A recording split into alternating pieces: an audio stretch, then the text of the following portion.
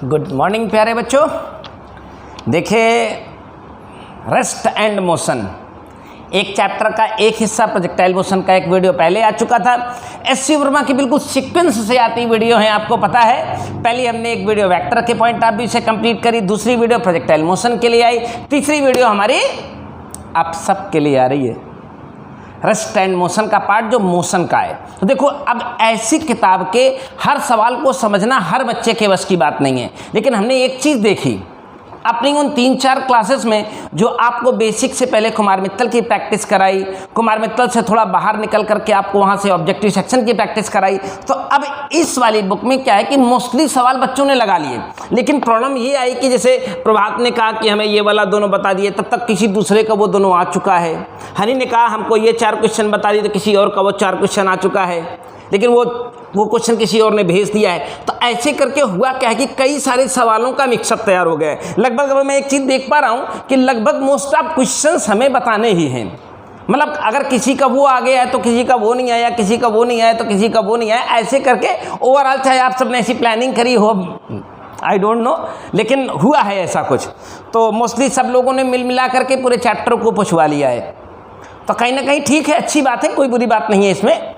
आप पढ़ते हो इस बात की मुझे तसल्ली हो गई है, आप समय अपना दे रहे हो इस बात की भी तसल्ली हो गई है। कुछ लोगों को अभी ट्रैक पर आना बाकी रह गया है, वो लोग अभी अपना काम पूरी तो ऑनेस्टी के साथ नहीं कर रहे हैं। अभी मुझे दिख नहीं रहा है कि वो काम, वो बात हो रही है।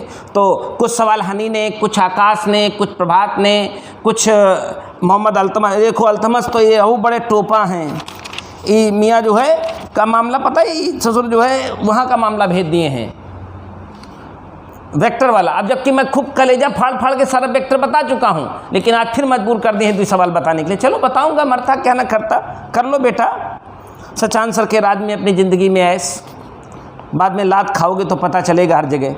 अब देखो, सवालों में दम नहीं है, सवाल थोड़ा, वीडियो थोड़ी लंबी चल सकती है, 1 घंटे तक की हो सकती है, हो सकता है थोड़ा ज़्यादा हो जाए, तो इत्मीनान से देखिएगा, इत्मीनान से अपना, या अपना सवाल देखना हो तो वहाँ से सीक्वेंस में चल रहा हूँ, अपना वहाँ से स्किप कर देना, अपना वाला देख लेना। अगर आपका वो सवाल हो चुका है तो ज़बरदस्ती नहीं कि आप वो सारे सवाल देखो, सारा वीडियो देखवाई करो। हाँ, आपको लगता है आपसे बड़ा सवाल बना है, आ तो गया है, तो छोटे के लिए देख लेना। लगे कि एकदम फ्रैंकली हम भी आसानी से लगा चुके हैं, तो उधर से स्किप करके आगे निकल जाना, अपना वाला देख लेना। तो सबको फ्रीडम है, कोई दिक्कत नहीं है, लेकिन वीडियो पर बने रहेंगे तो अच्छा लगेगा, आपको भी अच्छा लगेगा। बीच बीच में मैं आपको मोटिवेशन देता रहता हूँ। हाँ, मैं वो फर्जी वाला मोटिवेटर नहीं हूँ, मैं मोटिवेटर हूँ। नहीं, मैं मोटिवेटर भी नहीं हूँ। मैं क्या करता हूँ, आपको ज़िंदगी जीनी कैसी है इसके बारे में थोड़ी थोड़ी बातें बताता रहता हूँ। कभी कभी वो भी सुन लिया करो, बीच में जूता लात सुन लिया करो, आगे बढ़ोगे, पता नहीं क्या कब कौन सी चीज़ ज़िंदगी में काम आ जाए।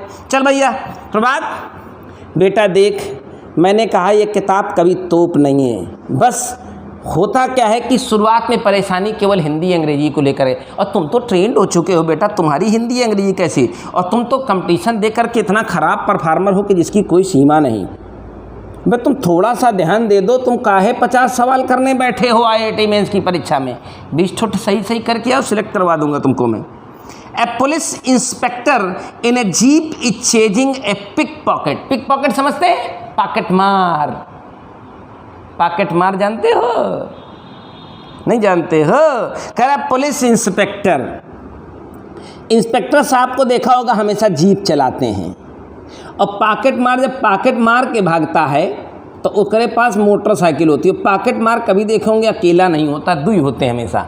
एक मोटरसाइकिल लग का इंतजार करता रहता है, एक झपट्टा मार के भागता है ना, स्नेचर जिसको कहते हैं। चेन स्नेचर अलग होते हैं, पॉकेट स्नेचर अलग होते हैं। पॉकेट मार के वो भाग रहा है। अब पूरी कहानी को सुनना, बहुत सरल सा काम है, कुछ ऐसा है नहीं है। A police inspector in a jeep, हाँ पुलिस इंस्पेक्टर साहब तो जीप में चलते हैं। In a chasing a pickpocket on a straight road, the jeep is going with a maximum speed V, यानी जीप की सबसे अधिक स्पीड कितनी हो सकती है? V। और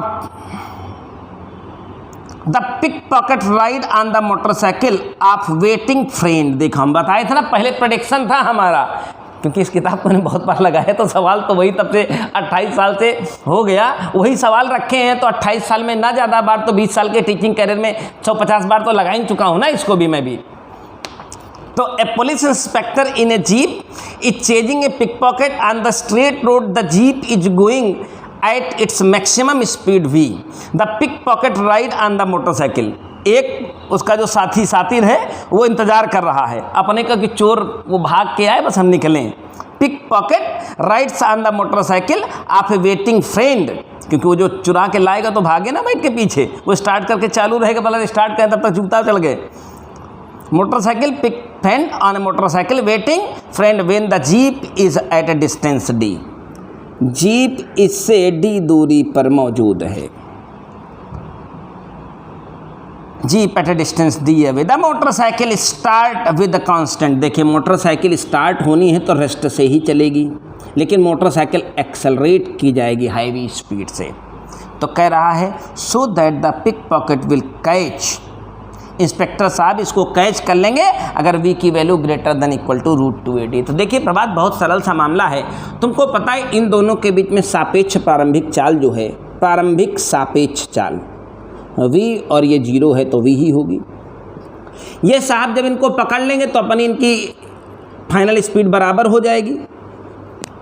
हाँ, ये इनको कब पकड़ेंगे? अपनी एक्सेलरेट कार को दौड़ाते जाएंगे, ये एक्सेलरेट करके भागे लेकिन यूनिफॉर्म चलेंगे, तो ये कब इनको पकड़ लेंगे? जब इनके बराबर आके पहुंच जाएंगे और इनकी रफ्तार और इनकी रफ्तार बराबर हो जाएगी, तभी तो हाथ मार के झपट्टा मार के इनको कॉलर से पकड़ लेंगे मोटरसाइकिल से। ये मोटरसाइकिल बराबर पहुंचेंगे, बराबर लगा के इंस्पेक्टर साहब ऐसे कॉलर पकड़ लेंगे इनकी। तो कॉलर पकड़ने का मतलब अंतिम वेग दोनों का सापेक्ष चाल समान हो जाएगी। समान होने का मतलब शून्य हो जाना।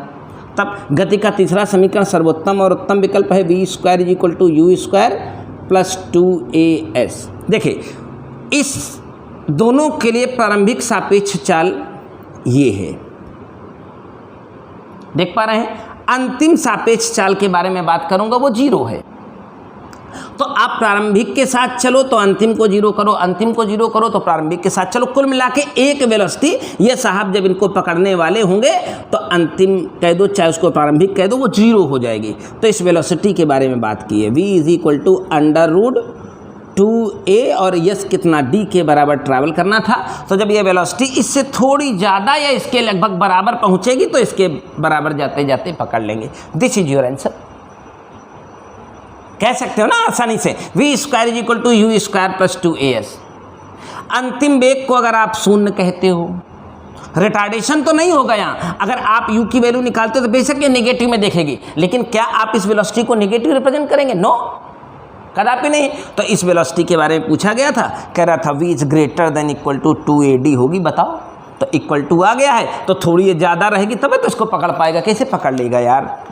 चलो 8वां सवाल से शुरुआत करता हूँ। सवाल बहुत छोटे छोटे हैं, महज 1-10 सेकंड में एक सवाल लग जाएगा। लगाने में वक्त कम लगेगा, एक्सप्लेनेशन में टाइम ज़्यादा लगेगा, क्योंकि इतना लंबा लिखा है। तुम पगला गए हो कि क्या हो रहा है यहाँ। सवाल की कहानी कोई नहीं समझ रहे हो, लगाना तो दूर की बात है। अब मैं पढ़ता हूँ। Correct, car is moving at a constant speed of 40 kilometre per our along a great vertical wall. एक कार है 40 किलोमीटर पर आवर से एक बड़ी वॉल की तरफ जा रही है। इस वॉल के पास 90 डिग्री का टर्न है, यानी यहां पहुंचेगी तो 90 डिग्री की टर्निंग मार करके इधर जाना है। वॉल के पास से टर्न है तो 90 डिग्री की टर्निंग मार के इधर की तरफ इस कार को जाना है। ठीक है ना? Vertical wall and makes sharp turn 90 degree by the side of wall and the flying eight a constant speed 100 kilometre per hour. एक ठो कीड़ा है, बाप रे बाप, कौन कीड़ा है भैया? A fly is flying 100 kilometre per hour. एक ठो फ्लाई माने बटरफ्लाई माने तो तितली होता है, लेकिन कौन और फ्लाई होगा कि रवई होगा, कौन पतंगा है, झाड़ू का भाड़ में जाए सर। करे fly is flying eight a constant speed 100 kilometre per hour start from the wall 20 kilometre away. 20 kilometre away. भैया हम आप कार्यक्रम को शॉर्ट में समझा देते हैं, बड़ी कथा लिखी है, हम समझाने के लिए तत्पर हैं। मैं मोटा मोटा बात करता हूँ। सामने बहुत बड़ी दीवार थी, ये कार इस दीवार की तरफ जा रही थी। ये दीवार 20 किलोमीटर दूर थी। ये कार चली 40 किलोमीटर आवर से भैया प्रभात भाई, और यहाँ कोई कीड़ा था वो 100 किलोमीटर पर आवर से इसकी तरफ आया। तो यहाँ रास्ते में कहीं इसको छू लिया होगा, नहीं पता है ना। ये आगे बढ़ी होगी, ये भी आगे बढ़ा होगा, यहाँ कहीं रास्ते में इतनी दूर आगे बढ़ करके ये कीड़ा इसको छुआ और छूते ही फिर वापस भागा है। ये वापस ऐसे से तेज़ी से भागा है, फिर दीवार छुआ है, फिर भागा है, तो फिर अगली बार यहाँ कहीं छू लिया होगा। ऐसे करते करते करते करते न जाने कितने करोड़ों बार, लाखों बार, हजारों बार हम कैलकुलेट कर ही नहीं सकते हैं कभी वह संख्या कि यह कितनी बार इसको आके जाएगा। क्यों? धीरे धीरे डिस्टेंस घटती जाएगी, ये फ्रिक्वेंसी इतनी तेज हो जाएगी कि खट खट खट खट खट खट खट ऐसे होने लगेगा। देखो पहले आएगा उड़ता उड़ता, यहाँ छू लेगा, छू के इधर भागना है, तब तक इसको इधर जाना है, फिर वापस आए क्योंकि इसकी रफ्तार काफ़ी ज़्यादा है, फिर यहाँ कहीं ऐसे अगली बार ऐसी स्थितियाँ पैदा हो जाएंगी नज़दीक आते आते कि कार जब तक यहाँ पहुँचेगी तब तक हजारों, लाखों, करोड़ों बार ये बंदा यहाँ से स्विचिंग कर सकता है। तो आपसे अगर कोई ये पूछता है ये कितनी बार इसको छुएगा, तो दोस्त गारंटी है कि हम उसे निकाल ही नहीं सकते, इम्पॉसिबल है, उसे निकालना असंभव है किसी कैलकुलेशन में, तो हम कह देंगे अनंत बार। लेकिन अगर कोई हमसे पूछता है, एक सवाल बड़ा सुंदर है जो कि बताइए ये कीड़ा कुल कितना चला है, ए भैया, और कीड़ा कब तक चलेगा? जब तक ये कार इस दीवार तक पहुंच नहीं जाती है। तो कार इस दीवार तक पहुंचने की जब मैं बात करूंगा तो हम कार के दीवार तक पहुंचने का टाइम चलें, time is equal to distance upon velocity. 20 kilometre के डिस्टेंस है बाबू प्रभात, और रफ्तार बेटा 40 है। आधा घंटा, आधा घंटा में कार यूनिफॉर्म चलते हुए दीवार तक पहुंच जाएगी। और उस आधे घंटे में ई भाई साहब को चरस चढ़ी हुई है, गांजा ज़्यादा पी लिया है, तो इधर जाएगा कार को छुएगा, इधर जाएगा फिर कार को छुएगा, फिर इधर जाएगा, आएगा जाएगा, आएगा जाएगा, आएगा जाएगा, आएगा जाएगा, आएगा जाएगा, आएगा जाएगा, नहीं जानता कितनी बार बेचारा आएगा, कितनी बार जाएगा। लेकिन एक बात पक्की है, आएगा तो 100 किलोमीटर पर आवर से, जाएगा 100 किलोमीटर पर आवर से, चलते रहना है उसे आने और जाने के कार्यक्रम में। तो कीड़े द्वारा, पतंगे द्वारा चली गई दूरी पता लगाने, दूरी बराबर चाल गुणते समय भैया, तो चाल 100 किलोमीटर पर आवर है। समय के बारे में बात करेंगे तो आधा घंटा अगर कार चलती रहेगी तो आधा घंटा भले वो ऐसे ऐसे करे, लेकिन चल तो 100 से रहा है लगातार। बड़ा प्रीमियम लेस का क्वेश्चन है, 50 किलोमीटर हमारा जवाब होगा। उस आधे घंटे में कार तो 20 ही चलेगी, लेकिन वो कीड़ा जो फ्लाई है वो 50 किलोमीटर चलेगा। उसमें शामिल होगा आना जाना, आना जाना, आना जाना, आना जाना, आना जाना, आना जाना, आना जाना, पता नहीं कब तक हो गए, हम नहीं जानते कितनी बार आना जाना होगा। पूछा भी है एस.सी. वर्मा साहब ने, बड़ी शिद्दत से उसका एक्सप्लेनेशन किया है दोस्त, लेकिन वो एक्सप्लेनेशन किसी काम का नहीं मालिक। तुम्हारे पास अपन बुद्धि बा, वही इस्तेमाल कैले यार। हाँ, जरूरी बा कि वैज्ञानिक की तरह सोचो, ये बहुत बड़े वैज्ञानिक हैं एस.सी. वर्मा साहब। इनको कुछ चीज़ दिखाना तो सूरज को दिया दिखाने के बराबर है, लेकिन तू कब विद्वान बन जाए बे। अरे अपन बुद्धि बा, अपन दिमाग बा, बहुत कैलकुलेट कर रहे हैं तो तोरे भेजम न धसी न दसाए पाओ, लेकिन विज्ञान तो अपने पास है, थिंक तो अपने पास है, इनसे बढ़कर हमारे थॉट तो हैं।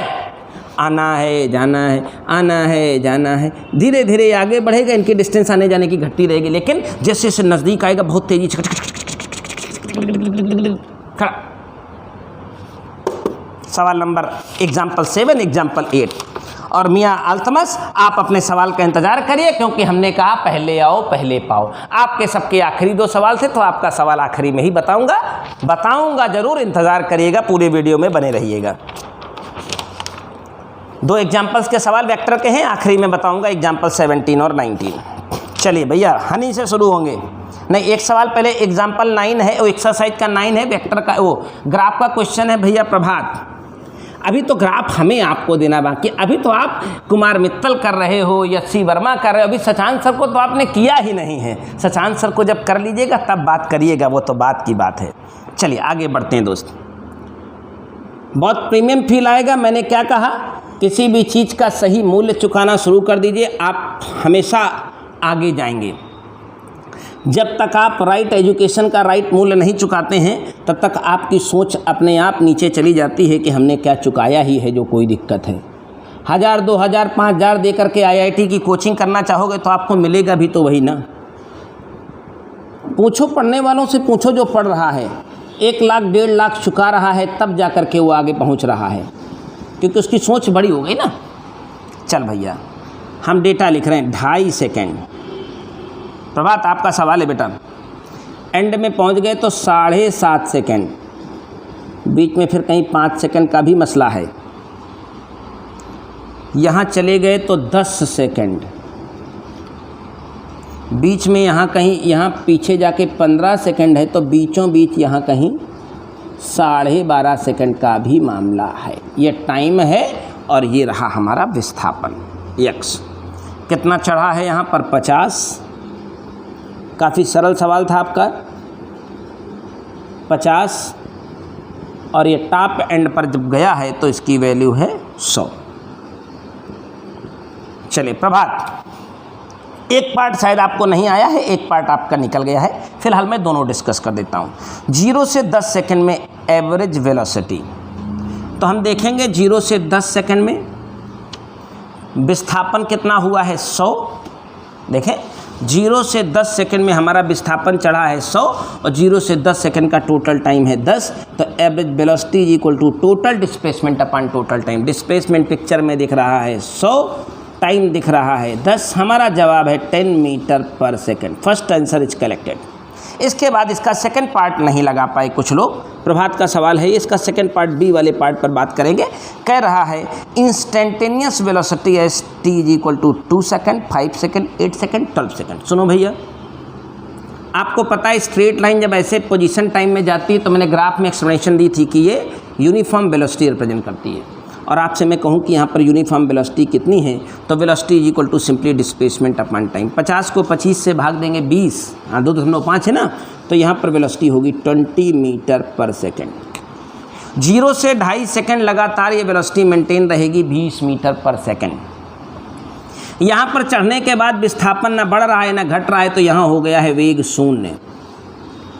देखें विस्थापन है ना, ये विस्थापन ना बढ़ रहा है ना घट रहा है, तो ना आगे जाए ना पीछे जाए, तो वेगवा तो 0 हो ही करेगा। बताया है वे पोजीशन टाइम ग्राफ में स्ट्रेट लाइन रेस्ट रिप्रेजेंट करती है। अब यहाँ के बाद ये भी 2.5 सेकंड का मामला है दोस्त, ये भी 2.5 सेकंड का मामला है और पोजीशन 50 से बढ़ के 100 हो गई है। विस्थापन 50 से 100 हुआ है, तो यहाँ भी वेलोसिटी 20 मीटर पर सेकंड ही होगी। अब यहाँ मामला है 100 से 0 आने का, टाइम है 10 से 15, यानी यहाँ भी वेलोसिटी कैलकुलेट करेंगे तो 20 मीटर पर सेकंड ही आएगी, लेकिन रिटर्निंग की होगी। प्रश्न उठाता हूँ, कह रहा है 2, 5, 8, 12 सेकंड पर इंस्टेंटेनियस नहीं पर्टिकुलर इंस्टेंट, तो 0 से 2.5 सेकंड में जो वेलोसिटी होगी वही 2 सेकंड पर की होगी, तो 2 सेकंड पर वेलोसिटी 20 होगी। 5 सेकंड इसके बीच में पड़ रहा है, वेलोसिटी 0 होगी। 8 सेकंड इसके बीच में पड़ रहा है, वेलोसिटी फिर 20 होगी। 12 सेकंड इसके बीच में पड़ रहा है, यहाँ 10 और 15 के बीच में 12 सेकंड आ रहे हैं, यहाँ भी वेलोसिटी यूनिफॉर्म होगी 20 मीटर पर second, but it will be returning. Question number 9 के सारे जवाब आ गए हैं। 9 का जवाब मैं चेक कर लेता हूँ। Question number 9 is finish. 20, 0, 20, -20 बता रहे, मैंने कहा रिटर्न हो रही तो -20। Question number 9 is finish. ये सवाल बस प्रभात का केवल था और किसी का नहीं था। उसके बाद एग्जाम्पल 11-12 मोस्ट अवेटेड, जिसने देखो उसी ने भेज दिया है 11-12। मैं तुमको दिल से बताऊं, 12 सही में अभी हमको भी थोड़ा कम समझ आ रहा है। 11 तो ठीक है, 11 में कुछ खास नहीं है, लेकिन 12 नंबर अभी हमको भी थोड़ा कम फिट बैठ रहा है, मज़ा कम आ रही है, लेकिन एक्सप्लेनेशन दे दूंगा। पहले भी कभी मैं बहुत कॉन्फिडेंटली लगा नहीं पाया इसे। चलो बताता हूँ फिर भी। 11 नंबर सवाल तो फर्जी सवाल है, कुछ मतलब नहीं है। मैं बताता हूँ, थोड़ा और पीछे हट जाऊँ क्या, यहाँ से मैंने भी बाउंड्री आगे सेट कर दी है थोड़ी। पीछे एक बोर्ड खाली पड़ा रहता है, मैं वहाँ पढ़ाता रहता हूँ। भैया हमारे पास डिजिटल बोर्ड नहीं बिटवा, लेकिन कमी ना हो देव। डिजिटल बोर्ड का मतलब ये कभी नहीं है कि आपको क्वालिटी मिलेगी। क्वालिटी आपको आराम से इसमें भी मिलेगी, बस कम्युनिकेशन बढ़िया होना चाहिए, हमारी आपकी कनेक्टिविटी अच्छी होनी चाहिए। जरूरी नहीं कि वो डिजिटल बोर्ड हो। द डिजिटल बोर्ड में दूसरी तरह लिख जाता है, लिखता तो वही है। हाँ, डिजिटल बोर्ड में एक फ़ायदा हो जाता है, जैसे एक क्वेश्चन पढ़ा रहा हूँ तो इस क्वेश्चन को उसमें सामने डिस्प्ले में लाया जा सकता है। लेकिन अब आपको तो, क्योंकि मैं आपको पढ़ा रहा हूँ, आपके पास सामने किताब है, आपका सवाल है, तो आपको तो पता है मैं कौन सा सवाल लगा रहा हूँ, तो आपके लिए तो कोई समस्या नहीं है, दुनिया के लिए समस्या हो सकती है, क्योंकि आप हमसे पढ़ने वालों दुनिया का क्या ठेका उठाया है कभी। ए भैया पिक्चर है 3E6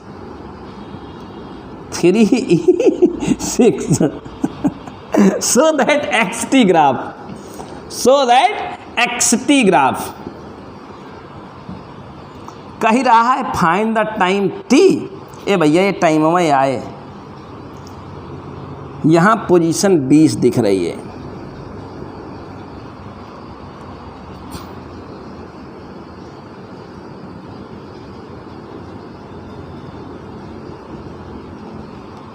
सरकार ने थोड़ा लोचा छोड़ दिया है, बस यही दिक्कत है।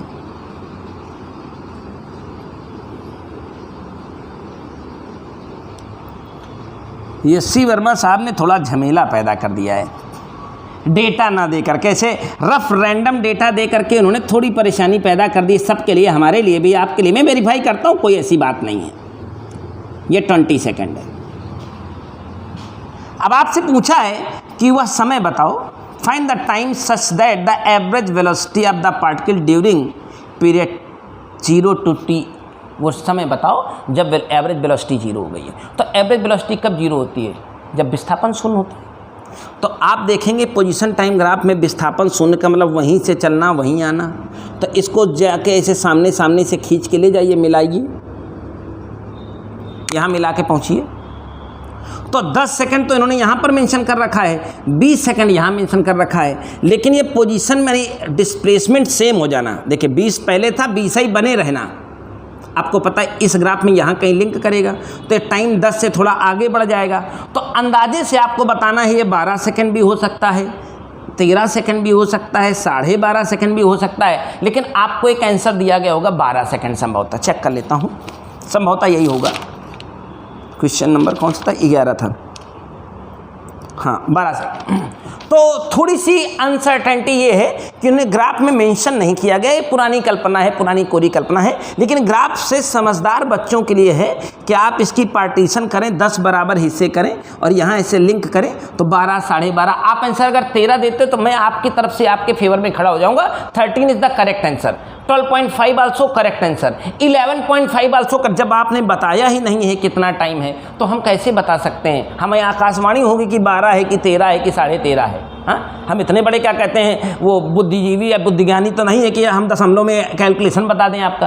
अरे आपकी किताब है, आपको बताना चाहिए कि टाइम कहाँ एग्जिस्ट करता है। हाँ, कंसेप्ट ये है कि जहाँ विस्थापन बराबर रहेगा, यहाँ भी विस्थापन 20 है और जहाँ विस्थापन 20 रहेगा, यानी जहाँ से चले थे उतने दूरी पर फिर है। देखिए ये पहले क्या है, विस्थापन लगातार घटा है, फिर लगातार बढ़ते हुए फिर वहीं आना, एवरेज वेलोसिटी शून्य करना है। तो हम इसका आंसर 12 भी कहते हैं, 12.5 भी कहते हैं, 13 भी कहते हैं, 11.25, 11.5 भी कह सकते हैं। ऑल आप करेक्ट, बट 12 अगर उन्होंने कहा है तो वहाँ भी कोई गलती नहीं है। दैट्स आल्सो करेक्ट यार, तो सिंपल सी बात थी। तो इसमें तो कोई भी फंस सकता है। और इसके आगे जो 12 वाला है ना, तुमको मैं सही से ही बता रहा हूँ, हमारी भी कंसेप्ट इस 12 नंबर सवाल के ऊपर एक्यूरेट नहीं है, लेकिन जहाँ तक मैं इसे समझ पा रहा हूँ उस कंसेप्ट से मैं आपको बताता हूँ। एकदम एक्यूरेट नहीं है, 100% नहीं है। क्वेश्चन नंबर 12, करे particle start from A point A, travel along a solid curve. देखिए ये वाई एक्स ग्राफ दिया है, ये ग्राफ दोनों ही पोजीशन, कोई विस्थापन कोई समय नहीं है, एक्स वाई ग्राफ है। वो ग्राफ कुछ ऐसे चला है, चढ़ करके ऐसे फिर चलने लगा है, ऐसे उतरने लगा है।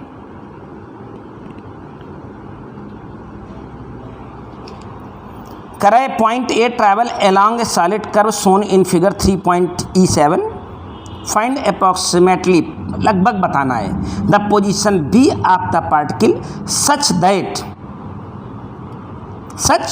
That the average velocity between point A and B has same direction as the instantaneous velocity at B.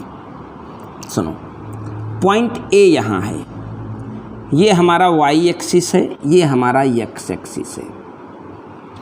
तो इस जगह पर आप बात करते हैं तो ये वेलोसिटी वेक्टर डाउन मूवमेंट करेगा। ए पॉइंट पर वेलोसिटी की बात करें, अगर यहाँ से किसी पिंड को छोड़ दें इस वक्र के अकॉर्डिंग टू, ऐसे ऐसे चढ़ करके ऐसे चढ़ के उतरेगा, तो निचवे की तरफ वेलोसिटी कब होगी? तो देखो इस पॉइंट को ए कहा गया है, तो फिलहाल अभी तो लगातार इधर को वेलोसिटी रहेगी कंटिन्यूअस, फिर यहाँ से चढ़ करके ऊपर जाके जब यहाँ कहीं दोबारा पहुँचेगा इस जगह, तो फिर से सेम डायरेक्शन वेलोसिटी को फॉलो करेगा।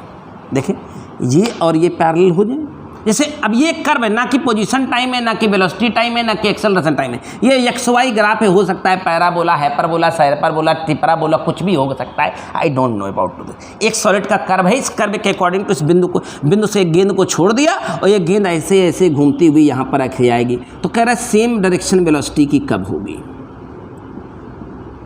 तो इसका मतलब बी पॉइंट यहाँ कहीं होना चाहिए। जब इधर को वेलोसिटी दोबारा फिर वैसे हो जाए तो यहाँ कहीं होना चाहिए। अब इस पोजीशन को इन्होंने क्वेश्चन में रिप्रेजेंटेशन दी है, डेटा कुछ भरा है, उसी पोजीशन को बताना है, तो डेटा के अकॉर्डिंग टू जब मैं यहाँ पहुँचता हूँ तो क्वेश्चन में इस जगह को डेटा को उन्होंने 4 कहा है। कहीं देखो क्वेश्चन आप भी लोग देखें, यहाँ कहीं पिक्चर में 4 बताया है, इस जगह पिक्चर में जहाँ ये कॉर्नर पॉइंट ख़त्म कर दिया इसको 6 बताया है, तो उम्मीद करता हूँ 4 6 के बीच में यहाँ कहीं 5 होगा। और इधर हाइट को रिप्रेजेंट किया है ए पर जो है 4 मीटर, और यहाँ टॉप पर रिप्रेजेंट कर दिया है इसको शायद 3, हाँ 3 नहीं दिया है तो 3 बाई डिफ़ॉल्ट दे सकते हो क्योंकि उसके नीचे थोड़ा दिखा रहा है 2। तो मेरे ख्याल से इस पॉइंट पोजीशन का अगर मैं पता लगाऊं तो कोऑर्डिनेट बेसिस पर 5,3 हो सकता है। जहाँ तक मैं इसे समझ पाया हूँ कि क्या इन्होंने कहना चाहे उसके अकॉर्डिंग टू इसका आंसर 5,3 हो सकता है, क्योंकि डेटा एग्जैक्ट नहीं है तो हम 5.5 2.5 भी कह सकते हैं, क्योंकि मेंशन नहीं है ना, लेकिन but it's the correct concept यहाँ सर्वोपरि है, ना कि क्वेश्चन का बिल्कुल एग्जैक्ट आंसर। 5,3 भी हो सकता है, 5.5 2.5 भी कह सकता था, 6 नहीं कह सकता था। बस देखें, कह रहा है जो वेलोसिटी यहाँ है वैसे कुछ यहाँ हो जाए, तो ऐसे आएगी ऐसे उतरेगी फिर सेम डायरेक्शन फॉलो करेगी, ये डायरेक्शन सेम हो जाए तो यहाँ कहीं मिलेगा। और डेटा के अकॉर्डिंग टू ये कहीं 4 ये कहीं 6 है तो बीच में मिलेगा 5, ये 4 ये 2 है तो यहाँ मिलेगा 3, तो एक्स में जलेगा 5 वाई में चढ़ेगा 3, तो कोऑर्डिनेट होगा 5,3, यही होगा आपका आंसर। तो आंसर मेरे ख्याल से मैच होगा, उसमें कोई ज़्यादा दिक्कत नज़र नहीं आती, लेकिन थोड़ा सा इफ बट हमारे साथ भी है इसको, लेकिन बस ठीक है कोई बात नहीं, दैट्स ग्रेट। चलो अगला सवाल चलते हैं, बहुत बढ़िया प्रीमियम सवाल है, सभी बच्चों का सवाल है। समस्या वो नहीं है कि सवाल अगर ये ऐसा सामान्य कुमार मित्तल में लिखा होता तो आप उखाड़ ना देते। मुझे भरोसा है आपके ऊपर कि अगर इस सवाल को हिंदी में हमने लिख रखा होता तो हमारा एवरीवन बच्चा इस सवाल को क्रैक करने की ताकत रखता है। लेकिन अभी समस्या क्या है, बच्चे हमारे अंग्रेजी से लड़ाई कर रहे हैं। लेकिन चिंता मत करिए, सचान सर के साथ पूरे जोश और उत्साह के साथ बने रखिए। ज़िंदगी में संघर्ष तो दोस्त बहुत होता है। अगर आपने सोचा कि नहीं साल 6 महीने का कोई समय 3 महीने का समय निकाल लें और जा करके वहाँ प्रधानमंत्री के पद पर बैठ जाएं तो संभव है क्या? नरेंद्र मोदी को भी 40 साल लग गए प्रधानमंत्री के पद की कुर्सी लाने में, 40 साल। 13 साल की उम्र से पहले आधा पैंट पहन के सेवा करते रहे, सेवा करते करते निरंतरता देते देते निरंतरता देते देते तब कहीं 40 साल लग गए उनको प्रधानमंत्री के पद पर पहुंचने के लिए। तो आप तो अभी अदने से केवल कॉमन मैन हैं, वो भी कॉमन मैन ही थे, ऐसा नहीं है। निरंतरता किसी भी व्यक्ति को अपनी मंजिल तक अवश्य पहुंचाती है। निरंतरता नहीं है तो आप कोई मंजिल कभी अचीव नहीं करेंगे, इस बात की गारंटी आप हमसे ले लीजिए। निरंतरता है, ज़िंदगी आगे बढ़ जाएगी और आप आगे तक जाओगे। चलो शुरू करते हैं बाबू, क्वेश्चन नंबर 21।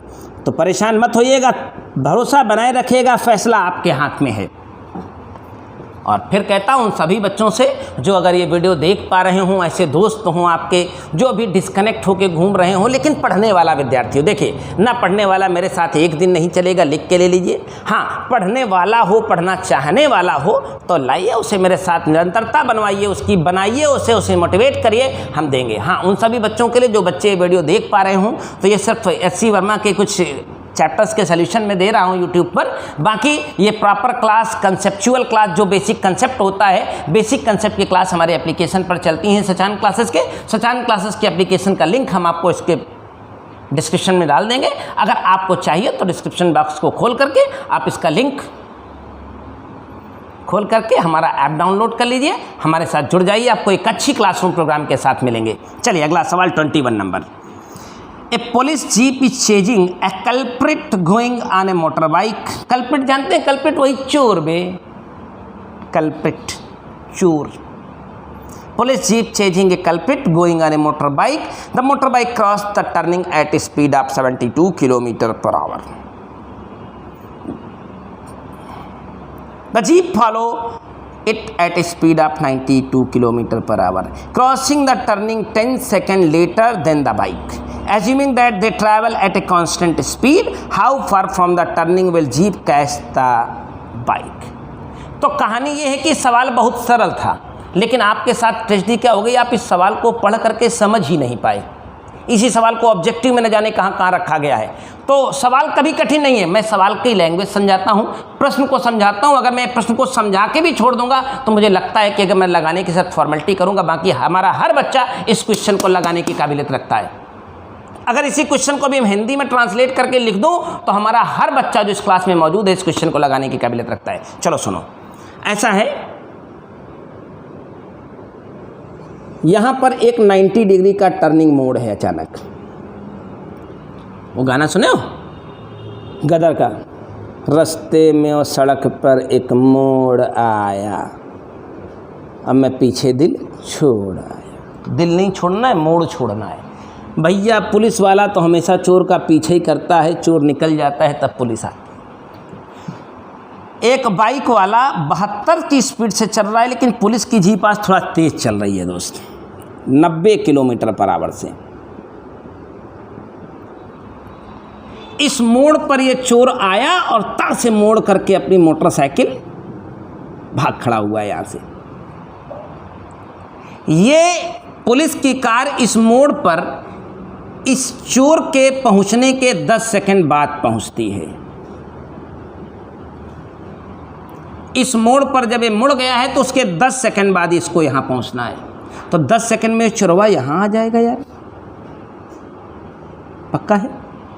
जब ये पुलिस कार यहां पहुंचेगी मोड़ पर, तब तक 10 सेकंडों में चोर यहां पहुंच चुका होगा। चोर की गाड़ियां कितने रफ्तार से चल रही, 72 किलोमीटर पर आवर से।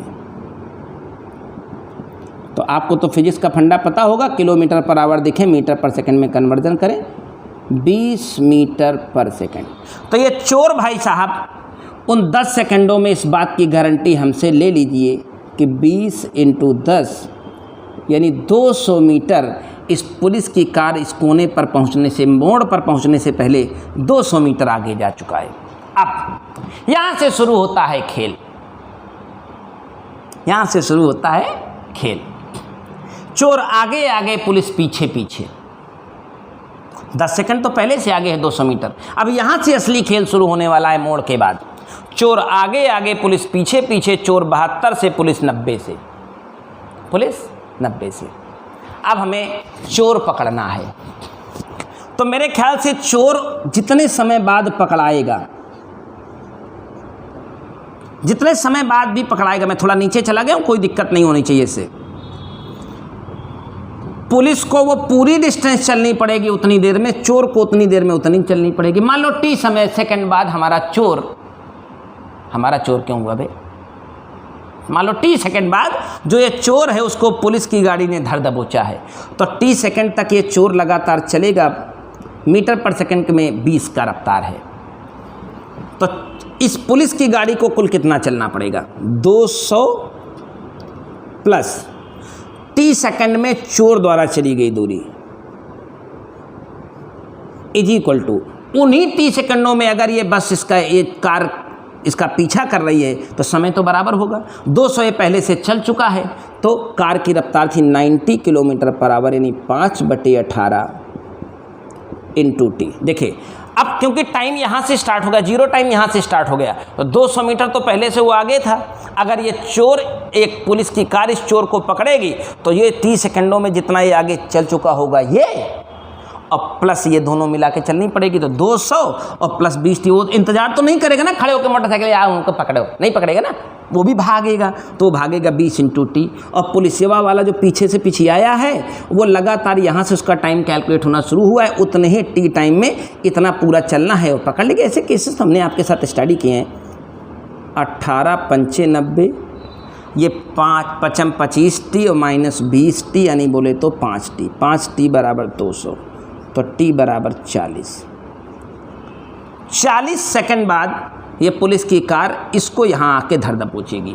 यहाँ नहीं धर दबोचेगी, ये तो पहले से पहुँच जा चुका है। पुलिस की कार यहाँ इसको धर दबोचेगी। तो उन 40 सेकंडों में जो पुलिस की कार है टोटल कितना चलेगी यहाँ से यहाँ तक, तो टोटल डिस्टेंस पूछी गई थी, तो distance equal to velocity × time. Police की कार यहाँ से यहाँ तक पहुँच जाएगी 40 सेकंड में, और वो 40 सेकंड में यहाँ से इतना ही पहुँचा होगा, पहले से 200 मीटर मेंटेन था। तो पुलिस की कार का कैलकुलेशन सीधा कर लेते हैं। पुलिस की कार चल रही थी 25 मीटर पर सेकंड से, वेलोसिटी हो गई इनटू टाइम हो गया 40 सेकंड, तो 1000 मीटर। काफ़ी सरल सवाल था, कोई ऐसी बात नहीं थी। 1000 मीटर आगे इस कोने से, वहीं से पूछा भी गया कहाँ पकड़ लेगा, इस कोने से कितनी दूर जा कर के पुलिस वाला इस चोर को, कल्प्रिट को धर दबोचेगा। 1 किलोमीटर बाद, यानी 1000 मीटर बाद। अगला सवाल क्वेश्चन नंबर 22। क्वेश्चन नंबर 22 कुछ नहीं है, बहुत आसान है सर, आराम से लगाइए, कोई समस्या नहीं। Question number 22।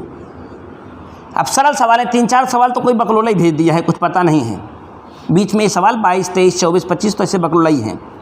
A car is travelling आप 60 किलोमीटर पर आवर, ओवरटेक करती है 42 किलोमीटर पर आवर की रफ्तार से चलते हुए कार को। कैसे टोपा आदमी हो यार। ओवरटेक करना मतलब इसके ड्राइवर को अपनी पूंछ दिखाते हुए निकल जाना। ये कार चल रही थी 42 किलोमीटर प्रति घंटा से, ये कार चल रही थी 60 किलोमीटर प्रति घंटा से। इस कार ने इस कार को ओवरटेक किया है। दोनों ही कारों की लंबाई 5-5 मीटर है। अच्छे टोपा आदमी हो यार। कह रहा है कितनी देर में ओवरटेक करेगी। तुमको पता है इसे, इसको ओवरटेक करने के लिए कल भी प्रिंसिपल कंसेप्ट समझाया था, लेकिन गधे के गधे रहोगे क्या। 5 मीटर इसका, 5 मीटर केवल ओवरटेकिंग होनी। कल मैंने एक ट्रेन वाला सवाल बताया सुगर कहीं के, 5-5 10 दोनों के बीच की प्रारंभिक सापेक्ष चल 18 किलोमीटर पर आवर है, तो 5/18 UT प्लस। अब क्योंकि दोनों के बीच में कोई एक्सेलरेशन का चक्कर नहीं है, सापेक्ष चाल गुणते समय गधा कहीं के 2 सेकंड में ये वाली कार इसको ओवरटेक करेगी।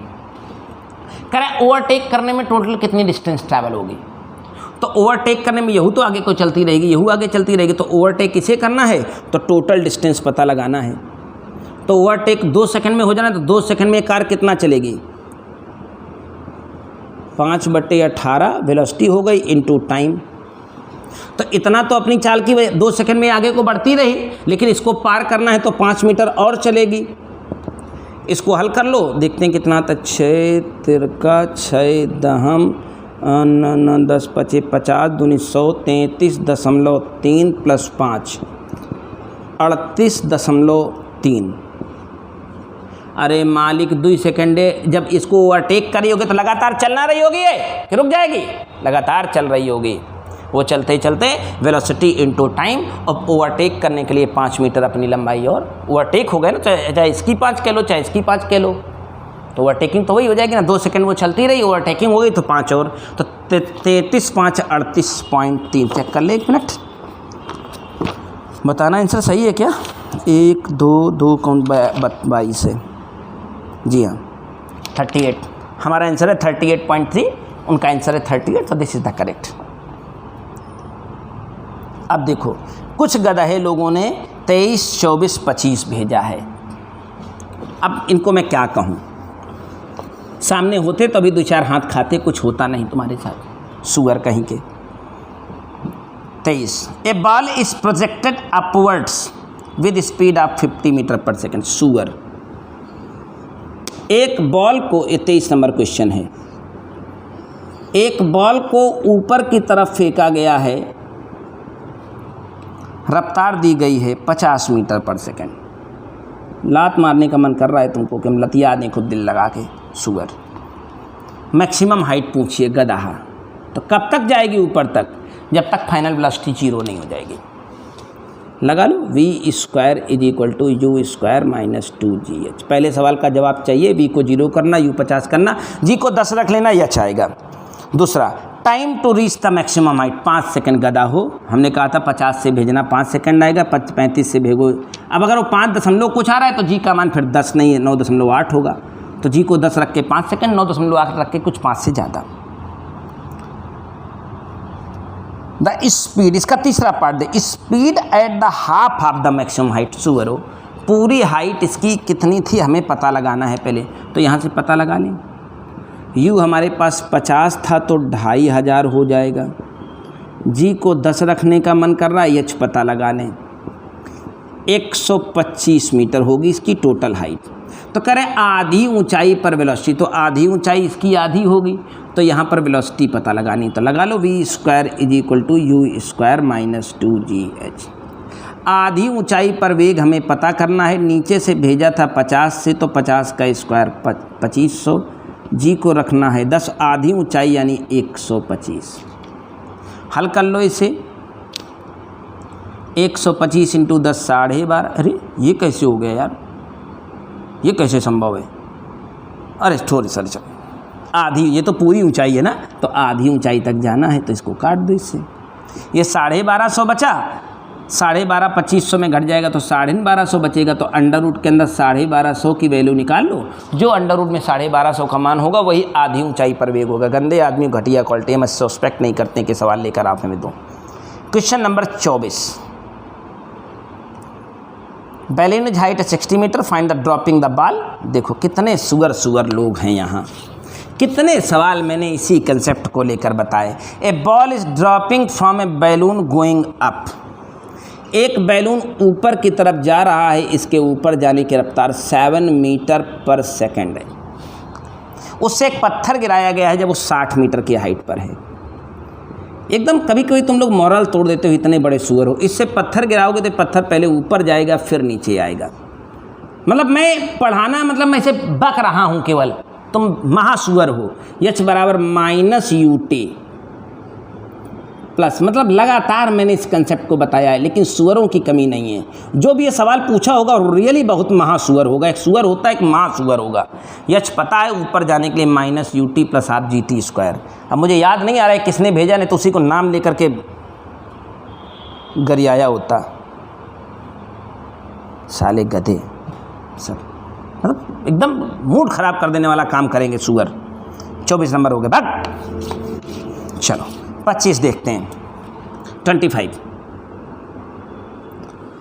25 नंबर बढ़िया सवाल है, बस थोड़ा सा इफ बट वाला मैटर है। सवाल शुरू करते हैं। A stone is thrown vertically upwards with speed of this, अरे सुअरो, find the maximum height reach by the stone, find its velocity 1 second before the reach the maximum height, does the answer a part change if the initial speed more than 28 such that this or this।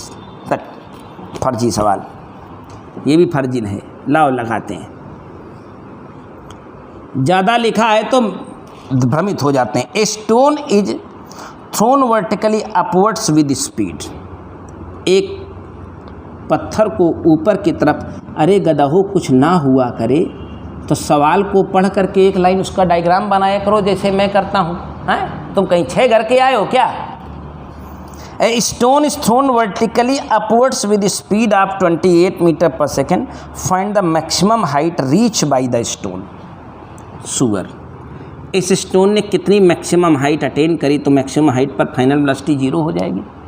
लगा दे v square is equal to u square minus 2gh। अब मैं g को 10 रख रहा हूँ। अगर S C Verma साहब आपसे आदेश करते हैं 9.8 रखने का, तो आप खूब शौक से रखिएगा, हमें कोई दिक्कत नहीं। पहला आंसर आ गया है। हल करके दिखाऊं कार्य।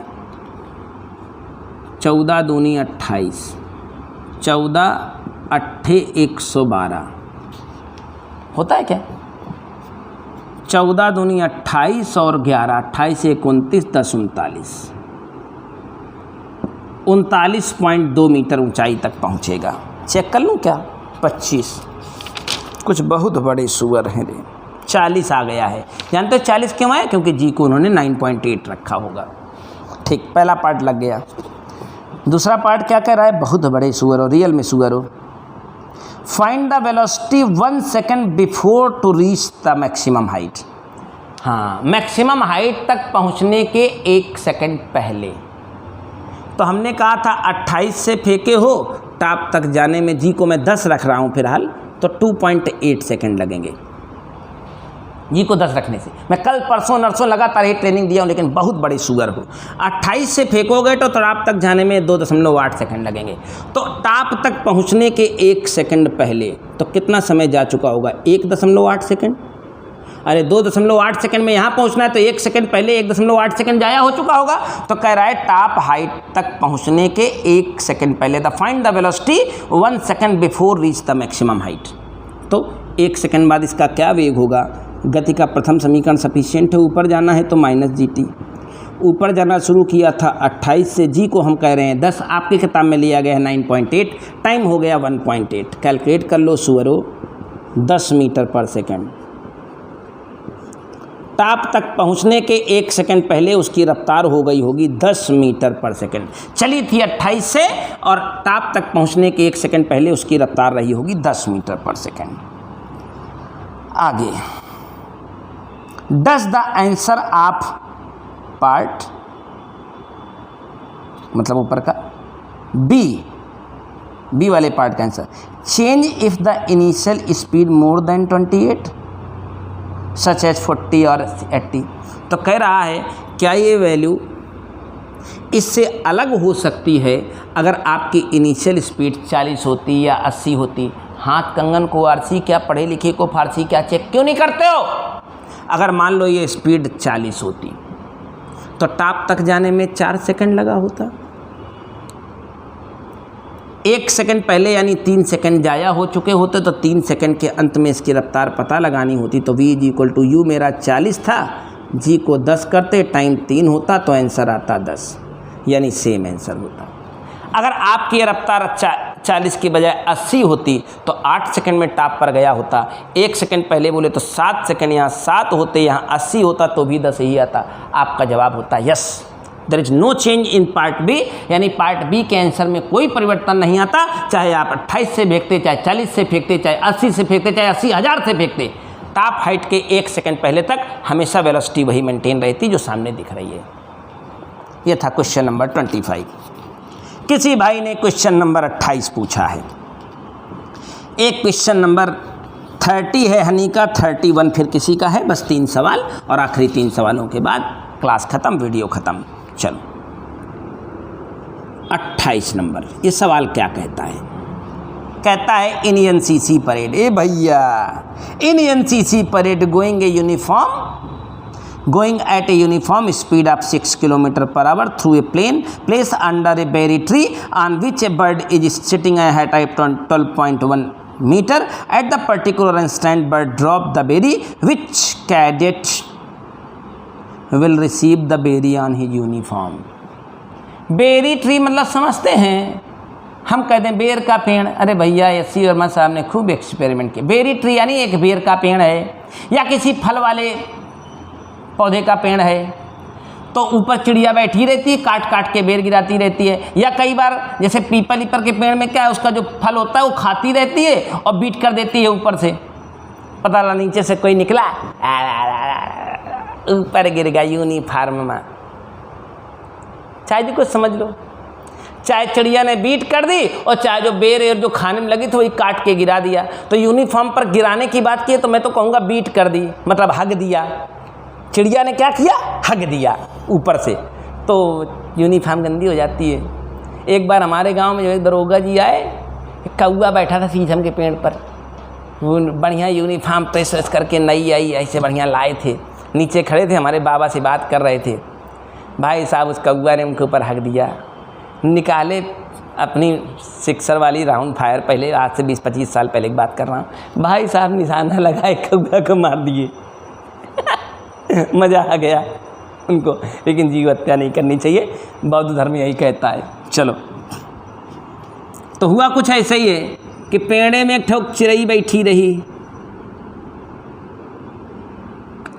पेड़ कितना ऊंचा है भैया, 12.1 मीटर। बढ़िया है सवाल, अच्छा है, पर ये लगता है आकाश का सवाल है। ये कुछ लोग आ रहे हैं परेड करते हुए, एनसीसी वाले ध्यान दें, कुछ लोग जो एनसीसी लिए हों, इस लाइन से जो है भाई साहब लोग परेड करते चले आ रहे हैं।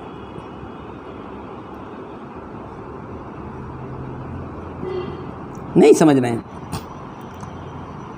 जिस समय ये यहाँ पहुँचे हैं भाई साहब, उसी समय चिड़िया ने क्या किया है, हग दिया है या बेरी तोड़ के छोड़ दी है, वहीं से खारे काट काट के से फेंक दिया।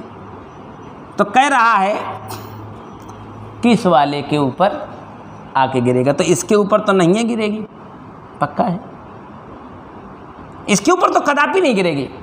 जितनी देर में ये यहाँ से यहाँ आएगा उतनी देर में जो भाई साहब लोग ये चल रहे हैं, जो चलते चलते यहाँ पहुँचा उसी के ऊपर हक देगा, है ना। चलो देखते हैं ये बराबर ऊपर से जो बेरी गिरेगी या जो हक देगा मान लो वो, तो हाफ GT², चिड़िया बैठी ना ऊपर, तो जी कितना है 12.1, यू उसका जो है वो जो हगेगी उसका U0 होगा, सबको पता है हाफ GT², जी को 9.8 कर देते हैं और T²। थोड़ा कॉम्प्लिकेटेड टाइप का कैलकुलेशन है, थोड़ा देखते हैं क्या हो सकता है। 12 दूनी 24.2 अपान 9.8 ऐसे लिख दे बे। ये टाइम हमारा है जितनी देर में इसका जो भी यहाँ से गिरेगा वो यहाँ पहुँचेगा। तो उतनी देर में ये भाई साहब लोग कितनी रफ्तार से चल रहे हैं, 6 किलोमीटर प्रति घंटा। इनका घंटा का मिनट ज़रूर बनवा ले, मतलब मीटर पर सेकंड ज़रूर बनवा ले। 5.3 मीटर पर सेकंड से चल रहे हैं। तो इनके द्वारा उतने समय में सामने की तरफ चली गई दूरी, तो दूरी बराबर चाल गुणते समय, तो चाल है 5/3, समय ये निकाला है आपने 9 दूनी 18, जो भी आ जाए यार, ज़्यादा आइडिया नहीं है मुझे, इसको ऐसे दशमलव उड़ा दो, 242/98, इसको यार हल कर लेना। तो जो बंदा इससे इतनी दूर होगा इस पॉइंट से, उसी के यूनिफॉर्म के ऊपर ये गिरेगा जो भी गिराएगा। अब इसको अगर कैलकुलेटर आपके पास हो तो एग्जैक्ट कैलकुलेट कर लेना, आंसर मैच करा देना। मैं 99.99% श्योर हूँ अपनी कंसेप्ट के ऊपर कि इस कैलकुलेशन को आप प्रोसेस करोगे। आकाश आप ही का होगा तो आप इसको कर लेना, और आंसर मैच ना करे तो हमें बता देना, मैं अंदाज़ा देख लेता हूँ कि सही है कि नहीं मेरा। 28 का 2.62 बिल्कुल, दैट्स राइट। अभी देखो ऐसे मैं अंदाज़ा देख रहा हूँ, 98 9 3 27, 3 बार पूरा नहीं जाएगा, ये 2.2 ही होगा, हो सकता है। तो 2.5 का वर्गमूल अगर करेंगे तो 1.6, और इसको जब भाग देंगे तो 16×5 80/3 यानी 8/3, तो 8/3 2.6 के समथिंग कुछ होता ही है। तो दैट्स अ करेक्ट आंसर, आप चेक कर सकते हो। ये था बढ़िया सवाल कुछ नहीं था। एक चलो हनी का एक सवाल आ रहा है, क्वेश्चन नंबर 30। इस सवाल को भी ये बालक समझ नहीं पाया, बाकी सवाल तो इसके बस में था ही। ऐसे बहुत सवाल लगाए होंगे लेकिन क्वेश्चन को फिर नहीं समझ पाया। हमारे बच्चों की बड़ी समस्या इस किताब के साथ, इसकी लैंग्वेज के साथ अभी रो रहे हैं, सफ़र कर रहे हैं। लेकिन कोई बात नहीं, हिम्मत मान हारिएगा, ये किताब आपका भविष्य है। आप अगर इस लेवल को पढ़ने समझने की क्षमता रखते हो तो आप हर सवाल को पढ़ और समझ सकते हो। ये बात पिछले 27 सालों में 28 सालों में लगातार प्रूव की गई है IIT मेंस और एडवांस के एग्जामिनेशन में, कि कानपुर IIT से जब पेपर बन के आता है तो किताब रेफ़र की जाती है। लिख के मुझसे लिखवा लो। कौन भैया? ए भैया एक सवाल, हनी आपका सवाल है बेटा, करे ball is drop from a height of 5 metre. ये बच्चा केवल सवाल नहीं समझ पाया, लेकिन सवाल में औकात नहीं है कि इसको रोक लेती। एक बॉल 5 मीटर ऊंचाई से ड्रॉप की गई है, 5 मीटर ऊंचाई से एक बॉल ड्रॉप की गई है। जी हाँ, 5 मीटर हाइट से एक बॉल ड्रॉप की गई है, तो क्या हुआ है उसके साथ? कहाँ गया? On A Sandy floor. Sandy floor का मतलब यहाँ बालू वाला जो है फर्श है, यहाँ बालू है। 5 मीटर ऊंचाई से फ्री फॉल करती है, जाके बालू में गिरती है, तो बालू में धंस जाती है। बालू में धंस जाती है 10 सेंटीमीटर। धंसने के बाद अंतिम वेग 0 होना है, इसकी गारंटी है। Before coming to rest find the retardation of the ball from the sand. Simple, काफ़ी सरल सा सवाल था, दामी नहीं था। तो रश से चलेगी, 5 मीटर ट्रैवल करेगी, तो यहाँ अच्छी खासी रफ्तार गेन करेगी। v बराबर √2gh, u0 होगा, 2 है, g 9.8 है। h के बारे में राय है 5 मीटर। 45 49 का 7 हाँ ये 49 हो गया, 49 का वर्गमूल 7 7√2। तो जब यहाँ पहुँची थी ये बॉल सैंड के सरफेस पर, तो इसकी रफ्तार इतनी थी। अब 10 सेंटीमीटर धंसते धंसते शून्य हो गए, तो यहाँ तो ग्रेविटी का कुछ होना नहीं है, यहाँ तो सीधे बालू का रिटार्डेशन लगना है। तो v square is equal to u square minus 2gh, क्योंकि अब यहाँ रुकना है। तो जो यहाँ अंतिम वेग था वो आगे प्रारंभिक वेग का काम करेगा, यानी वही 49 × 2 माइनस 2a मुझे चाहिए था। ये बालू रिटार्डेशन लगाएगी, क्योंकि ये फ्री फॉल नहीं है, बालू के अंदर धंसने का काम हो रहा है। 2as, s कितना है 10 सेंटीमीटर अर्थात 0.10 मीटर, एक की वैल्यू चाहिए थी। 49/2, ये तो कॉमन सवाल है, बहुत नॉर्मल सवाल है, इसका कोई वजूद नहीं है। 490 मेरे ख्याल से मीटर पर सेकंड स्क्वायर, ये था क्वेश्चन नंबर 30, जिसमें कोई खास दम नहीं है। सवाल समझ ना पाना ना आए तो वो एक साड़ी समस्या है, बाकी कंसेप्ट मुझे नहीं लगता कि इसमें ऐसा कुछ था जो आपको परेशान करे। इससे 10 से ज़्यादा 15 गुना ज़्यादा अच्छे सवाल हमने एसएल की किताब में देखे हैं। इससे इस किताब से 15 गुना ज़्यादा हायर लेवल के सवाल एसएल लिखती है, करके कभी देखना। उसमें एक वो हॉट सेक्शन होता है, वो सवाल होते हैं ना, दुनिया का भेजा गर्म कर दें तुम किस खेत की मूली हो। आखिरी सवाल आज का इस चैप्टर से, an elevator is descending with uniform acceleration. बढ़िया सवाल, एकदम ग्रेट 1 क्वेश्चन है, मैं पढ़ता हूं। देखो एलिवेटर माने होता है लिफ्ट। लिफ्ट ऑलरेडी नीचे को आ रही है पर्टिकुलर किसी एक्सेलरेशन ए से। मुझे नहीं पता लिफ्ट कितने एक्सेलरेशन से नीचे को उतर रही है। एक आदमी जो कि एलिवेटर में खड़ा है, एक सिक्का गिरा देता है, कॉइन गिरा देता है। कितनी ऊंचाई से? 6 फीट हाइट से। हाँ, 6 फीट का आदमी होगा तो 6 फीट की हाइट से सिक्का गिरा दिया। 6 feet is equal to 1.8 metre होता है। हाँ, 30 सेंटीमीटर का 1 फीट, तिछंग 18, ऐसे मैं कैलकुलेट करता हूँ। अरे वो जो 12 इंची वाली पटरी ना होती है भैया, 12 इंची वाली 30 सेंटीमीटर होती है। 30 सेंटीमीटर को 1 फुट कहते हैं, 6 फीट यानी 180 सेंटीमीटर, 180 सेंटीमीटर यानी 1.8 मीटर। 1.8 मीटर ऊंचाई से एक कॉइन गिरा है, सिक्का। तो होता क्या है, 1 सेकंड में सिक्का फ्लोर पर जा गिरता है। 1 सेकंड में सिक्का फ्लोर पर जा गिरता है। बताओ एलिवेटर यानी जो ये लिफ्ट है इसका एक्सेलरेशन कितना है? ग्रेट। सिक्के ने ग्रेविटी से भी ट्रैवल किया होगा और इतना और ट्रैवल किया होगा, नहीं ट्रैवल किया होगा।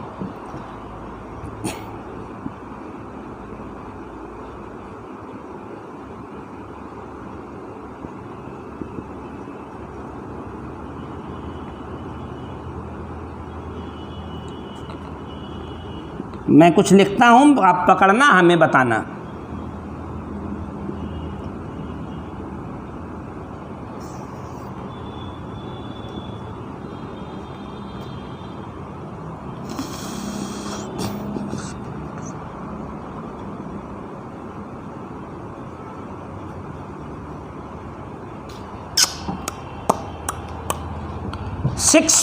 .2 मीटर पर सेकंड स्क्वायर।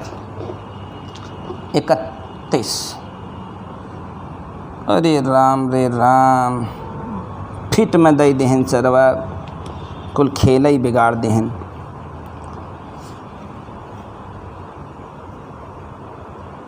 ला भैया, मैं क्या करूं, कैसे पढ़ाऊं तुम्हें, कौन सा तरीका लाऊं, बताओ। अरे मालिक 1.8 मीटर तो करे चला ही कर रहा है, लिफ्टिया निचवों को तो आए। तो जब ये नीचे का जा रहा हो आपके सिक्का, तो लिफ्टिया तो नीचे के जा रही हुई ना जाए, सिक्का तो ज़्यादा चल जाए उतनी देर में ना चल जाए। सिक्के को 1.6 यानी 6 फीट तो चलना ही चलना था इसके फ्लोर पर आने के लिए। लेकिन जब ये नीचे को जा रही थी, जब ये नीचे को जा रही थी तो लगातार ये नीचे को डिसेंड भी तो हो रहा था। तो 1.8 मीटर यानी 6 फीट तो से चलना ही था।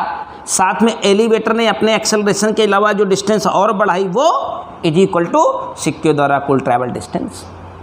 हाफ जी टी स्क्वायर, वो तो फ्री फॉल कर रहा है ना, 1 सेकंड का टाइम दिया गया है, half G T square, half A T square और 1.8 और, तो ये ए निकालना था जो एलिवेटर का वैल्यू था। हमारे मीटर पर सेकंड स्क्वायर में आया है, मीटर पर सेकंड स्क्वायर को फीट पर सेकंड स्क्वायर में कन्वर्ट करना था, तो 3.2 से और मल्टीप्लाई करेंगे, आपको बता ही चुका हूँ। 10 को 32 लिखते हैं तो 3.2 नहीं हुआ एक वाला। जी की वैल्यू जब 10 हो तो मैंने फीट पर सेकंड में से 32 बोला था, याद है? अरे हो गया भाई, 1 मीटर में 3.2 फीट होते हैं, 90 सेंटीमीटर में 3 फीट होते हैं, तो 100 सेंटीमीटर 3.2 फीट नहीं होगा, टोपा ही होगा एकदम से। सला दिल तोड़ देते हैं कभी कभी। ये हो गया फीट पर सेकंड स्क्वायर। ये थे एक्सरसाइज के सारे सवाल। फिर से एक बार आपके हवाले करता हूँ ये किताब और चलता हूँ आपके लिए एक और बढ़िया मिशन लेकर के। 2 सवाल मियाँ अल्तमस ने चलते चलते भेजे थे, लेकिन इनको हम लतियाने का मन करता है कि इनको हम खुद जी भर के पहले कचरे फिर इनको पढ़ाएं। ये सब सवाल हम पहले दिन बताए थे, फिर आज ही ले आए। मियाँ कचरेंगे बेटा हम तुमको जिस दिन तुम हमको सामने आए। भी तुम सामने नहीं आए हो, दुबे जी तो हमारे सामने आ चुके हैं, लेकिन तुम नहीं आए हो भी। नहीं, तुम आए थे एक बार, लेकिन तुम उस दिन आए थे जिस दिन उत्सव था। A man can swim at a speed of 3 km/h in still water.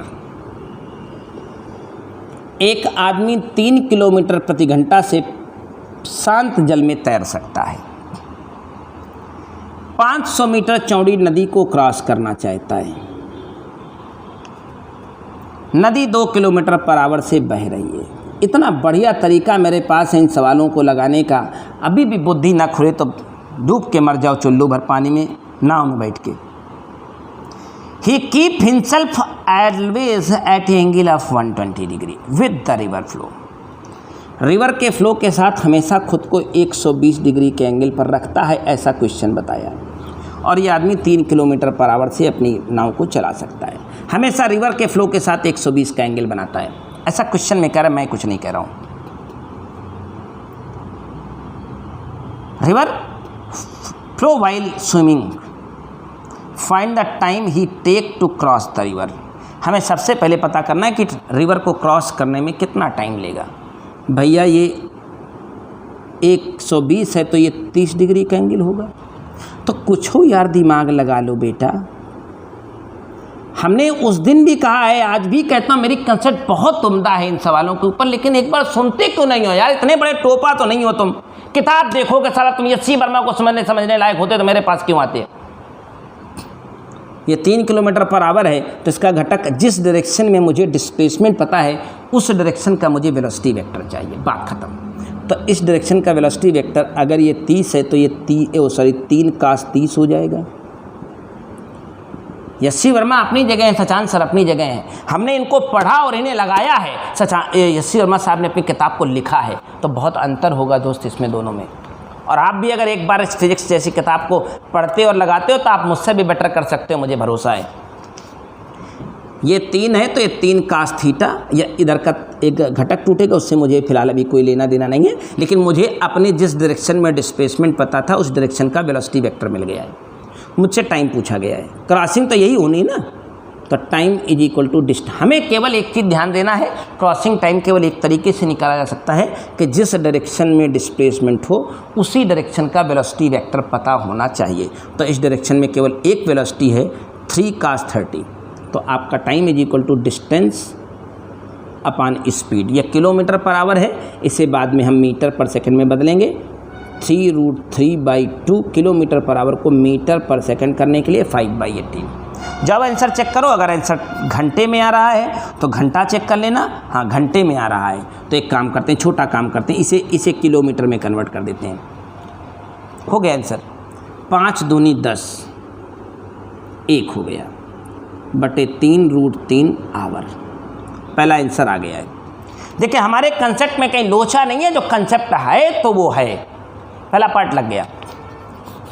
मैंने एक पत्थर की लकीर, एक माइल ऑफ स्टोन खींच दिया है कि जिस डायरेक्शन में डिस्प्लेसमेंट दिया है उसी डायरेक्शन का वेलोसिटी वेक्टर मुझे समय बता सकता है। कोई और तरीका अप्लाई करने की कोशिश ना करें, वरना जितना अप्लाई करेंगे उतने आप इनके चक्कर में फंसेंगे और बर्बाद होंगे। मैं फिर जिम्मेदार नहीं हूँ।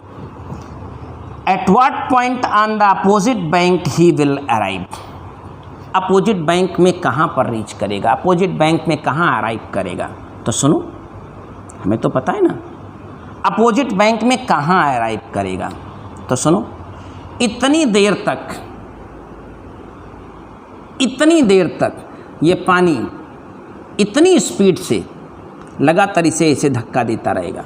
तो सामने की तरफ चली गई दूरी बराबर चाल गुणते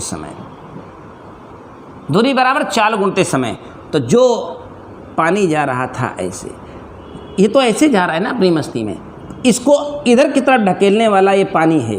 तो दूरी बराबर चाल गुणते समय, तो चाल 2 है, समय लगा है 3√3, इतने किलोमीटर ये ढकेला जाएगा इधर की तरफ। अगर ये दूरी आपको आंसर में दिख रही हो तो हमारे साथ रिजल्ट आ चुका है। कह रहा है कितना ढकेला जाएगा, बी पॉइंट है at what point on the opposite bank he arrive, opposite bank में कितनी दूर चला जाता है ये, तो चला ऐसे था, ढकेला ऐसे जाएगा। हो सकता है यहाँ कहीं हो सकता है रफ्तार ज़्यादा हो तो पार करके इधर तो जाएगा नहीं, यहीं कहीं आके टिकेगा, एग्जैक्टली यहाँ नहीं पहुँचेगा, यहाँ कहीं टिकेगा। तो अगर ये डिस्टेंस पता करनी हो तो इस टाइम को इस डिस्टेंस से, भाई ये डिस्टेंस अगर पता करनी हो, ध्यान दीजिएगा, तो ये डिस्टेंस हमें पता हो गई, ये अपने आप पता हो जाएगी। तो ये देख लो 2/3√3, हमारा आंसर 6√6, हमारा आंसर है 2/3√3, और इनका आंसर है 1/, तो एक्स एक्सिस के अलॉन्ग, भाई तो ये डिस्टेंस निकालनी थी, तो इस डिस्टेंस में वेलोसिटी पता लगा लो। इसका घटक 2 km/h है, इसका घटक तोड़ते, देखो इधर मैं बता देता हूँ 1 सेकंड में। ये घटक आपने तोड़ा था तो इधर की तरफ हो जाता 3√3, ये cos 30 था, ये sin 30 हो जाता। देखो एक वेलोसिटी ऐसे खींचती, एक वेलोसिटी ऐसे खींचती, दोनों का रिजल्टेंट निकालते, 2 में 1.5 घट जाता, आधा km/h आता। तो और अब बिल्कुल एक्यूरेट दे दो, distance is equal to velocity into time. तो हॉरिजॉन्टल डिस्टेंस में इस 2 का विरोध कर रहा है 1.5, तो इफेक्टिव वेलोसिटी बची आधा, और इनटू टाइम 3√3। इससे बढ़िया एक्सप्लेनेशन शायद ही कहीं पॉसिबल हो। सुनो मेरी बात, ये 120 के एंगल पर चला है, तो इसका एक घटक इधर की तरफ तोड़ दिया था 3 cos थीटा, इधर की तरफ 3 sin थीटा। इस घटक ने हमको टाइम बता दिया, और इस घटक ने इसके साथ इफेक्टिव वेलोसिटी निकाल करके, यानी रिजल्टेंट वेलोसिटी अपोजिट वेक्टर हो गए, निकाल के टाइम से मल्टीप्लाई करके डिस्टेंस बता दी। कितना घसीट ले जाया गया है, पहुंचना था इसे यहाँ, लेकिन पहुंचेगा नहीं, यहाँ पानी है, इसको घसीटता रहेगा। ये डिस्टेंस पूछी गई थी। ये रहा मोहम्मद अल्तमश, तुम कब सुधरोगे बे। ये था नदी नाव वाला आपका एक सवाल। बहुत बताया है, लेकिन बड़ी गंदे वाले आदमी हो यार तुम। चलो ख़त्म होता है ये कार्यक्रम, अब आप आगे बढ़ें। और हाँ, मैथ्स की क्लास में आगे वाली एक्सरसाइज को शुरू करें। उसमें किसी ने डाउट भेजा नहीं यार, डाउट भेजा करो तो मैं मैथ्स की क्लास लिया करूँ, डाउट नहीं भेजते हो तो मैथ्स की क्लास लैप्स हो जाती है। वो चैप्टर खत्म हो गया, आगे sin C + sin D वाला चैप्टर है, उसको करना शुरू करो, क्वेश्चन भेजो। That's all, thank you.